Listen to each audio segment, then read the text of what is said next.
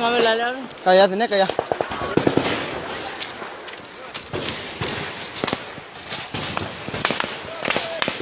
What's going on now in Rakhine State is a very serious armed conflict. The conflict that's been going on between the Arakan army and the Myanmar military has blown up in the past year and a half. The Tatmadaw has thrown everything at it. All three services, the Army, the Navy, and the Air Force, are involved. We've seen pitch battles, heavy artillery, airstrikes, this incredibly violent response on the part of the Myanmar military to crush the Arakan army, which has had a major impact on the civilian population. By some estimates, 160,000, mostly Rakhine people who have been displaced,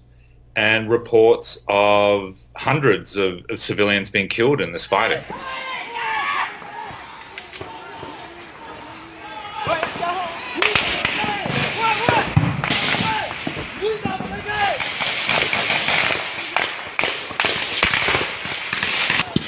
After all the years of fighting the Tatmadaw, they have been adopting Tatmadaw tactics. I don't mean to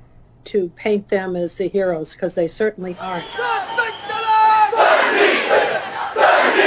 The thing about the Arakan army is that they're a relatively unique new insurgency in a country which has dealt with insurgency for more than 70 years. Very well-trained soldiers. Their leadership is well-educated, relatively cosmopolitan. They're not kind of hill-dwelling peasants who have revolted against central rule. These are pretty sophisticated young people. They are probably more capable than some of the other armed forces. They're certainly more strategically organized. It's guerrilla tactics.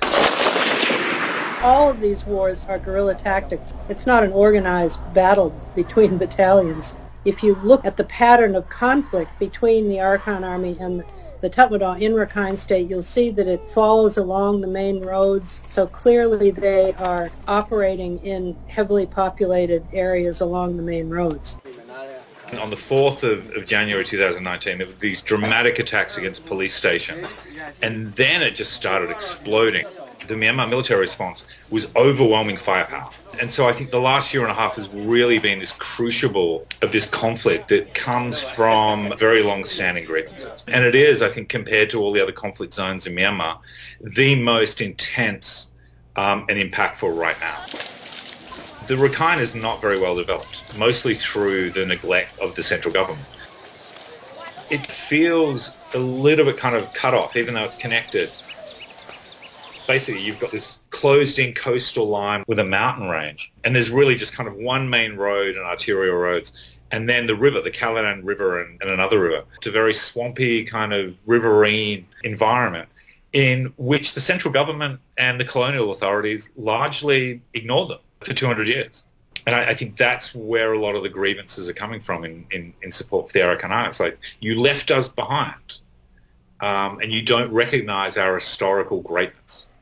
And it's that lack of historical and contemporary respect that I think really drives support for the Arakan army.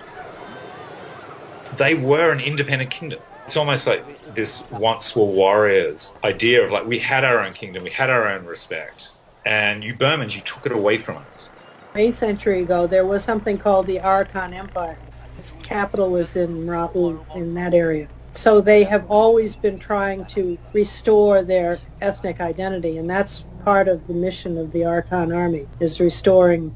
the original Arakan Empire.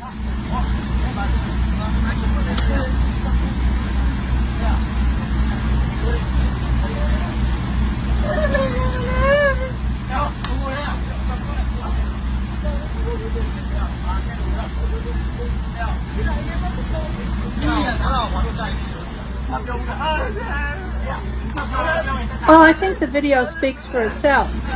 It really is a very clear picture of Tatmadaw tactics. At first, they tried to claim it was the AA that was doing it, but in fact it was clearly the Navy, because they were on a Navy boat. The culture of the Tatmadaw is toxic. These guys are trained to do that. They're not born to do that. Somebody has to create that culture. So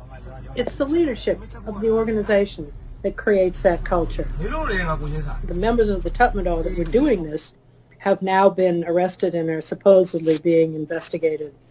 and eventually tried. But we'll see, because often these things just get lost along the way. The Tatmadaw pretends they're doing something about it, and then they don't. တမတော်ရဲ့ထုံးစံနဲ့မှာတော့လူဆောင် engagement နဲ့ကြော်လွန်ရတဲ့ဟာမျိုးတွေမရှိဘူး။ဒါပေမဲ့ဒီလိုမျိုးဖြစ်ရခြင်းအကြောင်းရင်းကြတော့နံပါတ်1အချက်ကစစ်ပွဲချိန်မလျှော့နိုင်တဲ့အချိန်မှာတမတော်သားတွေဘက်မှာစီထွက်ပေါင်းကြလူမျိုးရင်းကျန်းတဲ့ပြည်မှုဖြစ်သွားတာဖြစ်နိုင်တယ်။နောက်တစ်ချက်ကတော့ကြောက်ကြားအသွင်ပြောင်းပြီးတော့အရသာပုံစံနဲ့ရွာသားအတွင်းမှာအရင်စိတ်ဝင်သွားတယ်။အဲ့ဒီအချိန်မှာရွာသားနဲ့ကြောက်ကြားမကွဲတော့တဲ့ဟာမျိုးအဲ့ဒါဆိုရင်တော့ခွဲထုတ်တဲ့အချိန်မှာတချို့သောဒီလန်းတွေကကျန်တဲ့ပုံစံမျိုးတွေဖြစ်သွားနေတာရှိတယ်။နောက်တစ်ချက်ကတော့EO ဆိုရအနေနဲ့ကအကြမ်းဖက်ဖွဲ့စည်းဖြစ်ခြေခံထားပြီးသားလည်းဖြစ်တယ်အဲ့တော့အကြမ်းဖက်သမားတို့တတ်မှတ်ယူဆပြီးတော့ထားတဲ့အဖွဲ့အစည်းတစ်ခုကိုတန်ရာရှိသူတွေကိုစစ်ဆေးတဲ့အခါမှာတော့တစ်ခါတည်းမှာဒီလူတွေဟာအထူးလေ့ကျင့်ထားတဲ့လူတွေဖြစ်ခဲ့မယ်ဆိုလို့ရှိရင်တော့စစ်ဆေးတဲ့အပိုင်းမှာတော့စစ်ဆေးတဲ့လူပေါ်မူတည်ပြီးတော့ကျန်သွားတာမျိုးတွေဖြစ်ကောင်းဖြစ်နိုင်ပါတယ်ဒီလိုမျိုးကြီးပုံမှန်နေဖမ်းမိတယ်မတင်ကားသူတွေဖမ်းမိတိုင်းတင်းတင်းနဲ့စစ်ဆေးရမယ်လို့ဒီကံထုတ်ထားတာလည်းမရှိဘူးသင်ကြားပြသထားတာမျိုးလည်းမရှိဘူးဒါပေမဲ့ကြုံတွေ့ရတဲ့စစ်မြေပြင်အနေထားပေါ်မူတည်ပြီးတော့နိုင်ငံဖြစ်ကောင်းဆောင်ကသူ့ရဲ့စုပဲခြင်းနဲ့လှုပ်ရှားသွားတဲ့ပုံစံမျိုးလို့ပဲကျွန်တော်တို့သုံးသပ်ပါတယ်ဗျအမျိုးဘာသာသာသနာကိုလေးမထောက်အော်လူမျိုးငါပဲတော့စီဘူးဒီမူရတီလေထွန်ဖို့ထော်ရင်ပြီးကြီး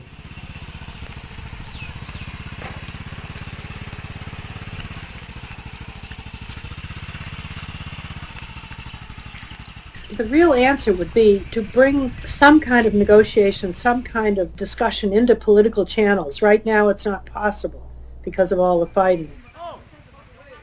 My view is we don't know where this is going. We know that right now it's incredibly violent, incredibly destructive, and incredibly divisive. I think with all the killing, the displacement, the atrocities, the resentment, the dead soldiers, I mean, all of this just bodes to me more extremism.